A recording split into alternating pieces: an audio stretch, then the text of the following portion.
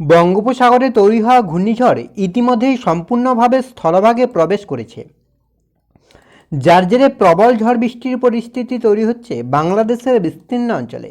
এছাড়াও বজ্রবিদ্যুৎ সহ ঝড় বৃষ্টি চলছে কলকাতা সহ পার্শ্ববর্তী জেলাগুলিতে। তবে উপকূলবর্তী জেলাগুলিতে গতকালকের তুলনায় বা রাতের তুলনায় কিছুটা কমেছে ঝড় বৃষ্টির পরিস্থিতি। আবহাওয়া দপ্তর জানাচ্ছে আগামী 1 থেকে 2 ঘন্টার মধ্যে উপকূলবর্তী জেলাগুলিতে আপাতত ঝড় বৃষ্টির পরিস্থিতি অনেকটাই কমে যাবে।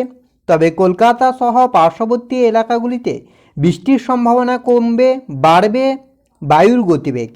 সেক্ষেত্রে এছাড়া আপনার খুলনা বরিশালের বিস্তীর্ণ অঞ্চলে কিন্তু আগামী কয়েক ঘন্টার মধ্যে আবারও প্রবল ঝড় বৃষ্টির পরিস্থিতি তৈরি হবে, বিশেষ করে ঝড় বইবে। কেননা আপনার অগ্রভাগ কিন্তু ইতিমধ্যেই প্রবেশ করে গেছে, আর স্থলভাগে কিন্তু এই মুহূর্তে যেটা রয়েছে উপকূলবর্তী অঞ্চলগুলিতে ঘূর্ণিঝড়ের লেজ অর্থাৎ টেলটা। তো সেক্ষেত্রে 1-2 ঘন্টার মধ্যে এই যে টেলটা থাকছে, তো এই নেজটাও কিন্তু অতিক্রম করে যাবে উপকূলবর্তী অঞ্চলগুলিতে।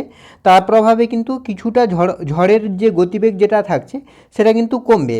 আর ইতিমধ্যেই কিন্তু আপনার বৃষ্টি কমেছে উপকূলবর্তী জেলাগুলিতে। তো সেক্ষেত্রে যদি আমরা লক্ষ্য করি যে আগামী 1 থেকে 2 ঘন্টার মধ্যে 3টে-4টার দিকে কী পরিস্থিতি তৈরি হচ্ছে, তো 3টে-4টার দিকে আপনার ঘূর্ণিঝড়টি বাংলাদেশের উপরে অবস্থান করছে ঘন্টায় প্রায় 60 থেকে 70 কিলোমিটার বেগ নিয়ে। আর সে কথা ইতিমধ্যেই জানিয়ে দিয়েছে আলিপুর আবহাওয়া দপ্তর। বিশেষ করে আপনার এদিকে রাজশাহী আর ঢাকা, খুলনা, বরিশালের বিস্তীর্ণ অঞ্চল এগুলোতে কিন্তু ঝড় বৃষ্টি চলবে। এছাড়াও ত্রিপুরার বিস্তীর্ণ অঞ্চলে কিন্তু আগামী কয়েক ঘন্টায় ঝড় বৃষ্টির পরিস্থিতি থাকছে। সময় যত গড়াবে ততই কিন্তু এটা আরও উত্তর পশ্চিম দিকে অগ্রসর হবে এবং ক্রমশই সেটি কিন্তু আপনার ময়মনসিংহ, সিলেট হয়ে উত্তরবঙ্গ এবং অসমের দিকে অগ্রসর হবে, যার প্রভাবে কিন্তু বজ্রবিদ্যুৎ সহ বৃষ্টির পরিস্থিতি তৈরি হবে উত্তর ভারতের বিস্তীর্ণ অঞ্চল, এছাড়া উত্তরে বাংলাদেশের বিস্তীর্ণ অঞ্চলে। তো সেক্ষেত্রে যদি আমরা স্যাটেলাইট চিত্রের মাধ্যমে দেখার চেষ্টা করি যে ঠিক এই মুহূর্তে বাংলার আবহাওয়ার পরিস্থিতি কী রয়েছে, কোথায় কতটা পরিবর্তন, তারপরে আমরা মেঘলা আকাশ, বৃষ্টি এবং তাপমাত্রার দিকে লক্ষ্য করব, সেই সঙ্গে আলিপুর আবহাওয়া দপ্তরের অফিসিয়াল আপডেটের দিকেও লক্ষ্য করব। এই মুহূর্তে যেটা লক্ষ্য করা যাচ্ছে আপনার এদিকে কলকাতা, হাওড়া, হুগলি, দীঘা, কন্টাই, হলদিয়া এগুলোতে কিন্তু গভীরভাবে মেঘলা আকাশ থাকছে। আর আগামী কয়েক ঘন্টার মধ্যে কিন্তু হালকা থেকে মাঝারি বৃষ্টির সম্ভাবনা থাকছে। তবে উপকূলীয় সুন্দরবনে কিন্তু বজ্রবিদ্যুৎ সহ ভারী বৃষ্টির সম্ভাবনা থাকছে। এই যে কালো মেঘের আনাগোনা শুরু হচ্ছে, এর প্রভাবে কিন্তু ভারী বৃষ্টির সম্ভাবনা থাকছে। এছাড়া আপনার উড়িষ্যার বিস্তীর্ণ অঞ্চল আর এদিকে ত্রিপুরার বিস্তীর্ণ অঞ্চলেও কিন্তু বৃষ্টির সম্ভাবনা থাকছে। তবে এই মুহূর্তে যেটা ভারী বৃষ্টি হবে খুলনার বিস্তীর্ণ অঞ্চল, ঢাকার বিস্তীর্ণ অঞ্চল, রাজশাহীর বিস্তীর্ণ অঞ্চল, এছাড়া বরিশালের বিস্তীর্ণ অঞ্চলেও কিন্তু বজ্রবিদ্যুৎ সহ ভারী বৃষ্টির সম্ভাবনা থাকছে। অন্যদিকে উত্তরবঙ্গের ক্ষেত্রে মেঘলা আকাশ থাকবে আর হালকা বৃষ্টির পরিস্থিতি তৈরি হতে পারে, যদিও সেভাবে বৃষ্টি নেই, ঝড়ো হাওয়া হালকা বইতে পারে। এবার যদি আমরা আলিপুর আবহাওয়া দপ্তরের অফিসিয়াল আপডেটের দিকে লক্ষ্য করি যে অফিসিয়ালি কী আপডেট দিচ্ছে আলিপুর আবহাওয়া দপ্তর, সেক্ষেত্রে আলিপুর আবহাওয়া দপ্তরের 27 তারিখের অফিসিয়াল আপডেট যেটা বলছে, তো আপনার এদিকে বজ্রবিদ্যুৎ সহ ভারী থেকে অতি ভারী বৃষ্টির সম্ভাবনা থাকছে, মানে 20 মিলিমিটারের কাছাকাছি বৃষ্টি হতে পারে আপনার দক্ষিণ 24 পরগনা, উত্তর 24 পরগনা, কলকাতা, হাওড়া, হুগলি, নদিয়া, মুর্শিদাবাদ, মালদা, দক্ষিণ দিনাজপুর, এছাড়া জলপাইগুড়ি, আলিপুরদুয়ার, কোচবিহারে কিন্তু বজ্রবিদ্যুৎ সহ ভারী থেকে অতি ভারী বৃষ্টি।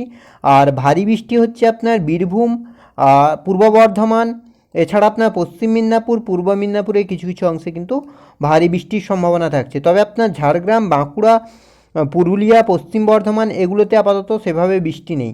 দার্জিলিং, কালিম্পংয়েও কিন্তু ভারী বৃষ্টির সম্ভাবনা থাকছে। আমরা যদি 28 তারিখের দিকে লক্ষ্য করি যে আগামীকাল কী পরিস্থিতি তৈরি হচ্ছে, সেক্ষেত্রে আলিপুর আবহাওয়া দপ্তরে 28 তারিখের অফিসিয়াল আপডেট বলছে যে আপনার দক্ষিণবঙ্গের আবহাওয়া সম্পূর্ণ পরিষ্কার থাকবে, কোথাও কিন্তু বৃষ্টির কোনো সম্ভাবনা নেই, সেই সঙ্গে ঝড়ো হাওয়ারও কোনো সম্ভাবনা নেই। তবে যেহেতু ঘূর্ণিঝড়টি উত্তর দিকে আসছে তার প্রভাবে কিন্তু আলিপুরদুয়ার, কোচবিহার, জলপাইগুড়ি এই 3 জেলাতে ভারী থেকে অতি ভারী বৃষ্টি, দার্জিলিং, কালিম্পংয়ে ভারী বৃষ্টির সম্ভাবনা থাকছে। 29 তারিখের ক্ষেত্রেও কিন্তু আপাতত আকাশ সম্পূর্ণভাবে পরিষ্কার হয়ে যাচ্ছে। 29 থেকে 31 পর্যন্ত আপাতত দক্ষিণবঙ্গ সহ উত্তরবঙ্গের কোথাও সেভাবে বৃষ্টির কোনো সম্ভাবনা নেই। আকাশ সম্পূর্ণভাবে পরিষ্কার থাকছে। কেবলমাত্র আলিপুরদুয়ার, কোচবিহার, জলপাইগুড়িতে কিন্তু বিক্ষিপ্তভাবে হালকা বৃষ্টি হতে পারে।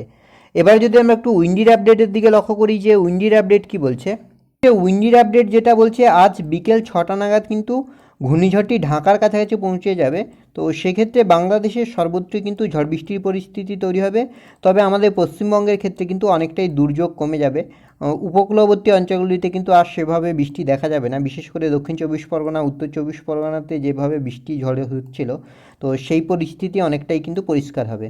তো সেক্ষেত্রে যদি আমরা লক্ষ্য করি যে বৃষ্টির সম্ভাবনা কতটা কি তৈরি হচ্ছে, তো বৃষ্টির ক্ষেত্রেও আপনার বিকেল 6টা নাগাদ অনেকটাই পরিষ্কার হয়ে যাবে আকাশ। আপাতত সেভাবে বজ্রবিদ্যুৎ সহ ঝড় বৃষ্টির পরিস্থিতি আর তৈরি হবে না। বৃষ্টির দিকে আপনারা লক্ষ্য করছেন, তো বিকেলের দিকে কিন্তু আপনার বিশেষ করে বাংলাদেশের বিস্তীর্ণ অঞ্চলে ঝড় বৃষ্টি পরিস্থিতি তৈরি হচ্ছে। খুলনা, বরিশাল, ঢাকা, আর এদিকে আপনার রাজশাহী, ময়মনসিংহ, সিলেট, রাংপুর এগুলোতে কিন্তু বজ্রবিদ্যুৎ সহ বৃষ্টি হচ্ছে। এছাড়া ত্রিপুরার বিস্তীর্ণ অঞ্চলেও কিন্তু বিকেলের দিকে, আজ বিকেলের দিকে বজ্রবিদ্যুৎ সহ ঝড় বৃষ্টির সম্ভাবনা থাকছে। সময় যত গড়াবে ততই কিন্তু বাংলাদেশের ক্ষেত্রে বৃষ্টি বাড়বে, আর সেই সঙ্গে উত্তরবঙ্গের দিকে কিন্তু বৃষ্টি বাড়বে। তবে দক্ষিণবঙ্গের আকাশ ধীরে ধীরে পরিষ্কার হবে। আমরা তো লক্ষ্যই করলাম আলিপুর আবহাওয়া দপ্তরের অফিসিয়াল আপডেট যে আগামীকাল সম্পূর্ণভাবে আকাশ পরিষ্কার হয়ে যাবে দক্ষিণবঙ্গে। সেক্ষেত্রে আপনার আগামীকাল মঙ্গলবার সকাল 9টা নাগাদ সেক্ষেত্রেও কিন্তু আপনার বজ্রবিদ্যুৎ সহ ঝড় বৃষ্টি চলছে। বিকেলের দিকেও কিন্তু একইভাবে আপনার বাংলাদেশ এবং উত্তরবঙ্গে ঝড় বৃষ্টি চলছে। তবে বুধবার থেকে কিছুটা আকাশ পরিষ্কার হবে। তবে আপনার আগামীকাল থেকেই কিন্তু দক্ষিণবঙ্গের আকাশ সম্পূর্ণভাবে পরিষ্কার হয়ে যাবে, কোথাও কিন্তু সেভাবে বৃষ্টি নেই। পরবর্তী 3-4 দিনেও কিন্তু আপাতত সেভাবে বৃষ্টির কোনো সম্ভাবনা লক্ষ্য করা যাচ্ছে না দক্ষিণবঙ্গে। তো এই ছিল এই মুহূর্তের আবহাওয়ার আপডেট। পরবর্তী আপডেট পাওয়ার জন্য অবশ্যই আমাদের চ্যানেলটিকে সাবস্ক্রাইব করে আমাদের সঙ্গে থাকুন।